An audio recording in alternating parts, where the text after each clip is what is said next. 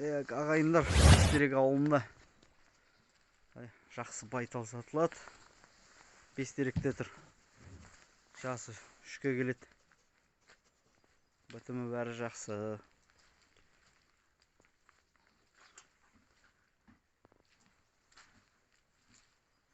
Ар жақтан түсіріп қойайын. Бағасы 600 деп тұр. Есім номерін описанияға қалдырам. Сол жерден хабарласасыздар. Үржар ауданы Бестерек ауылында. Чапай бұрын.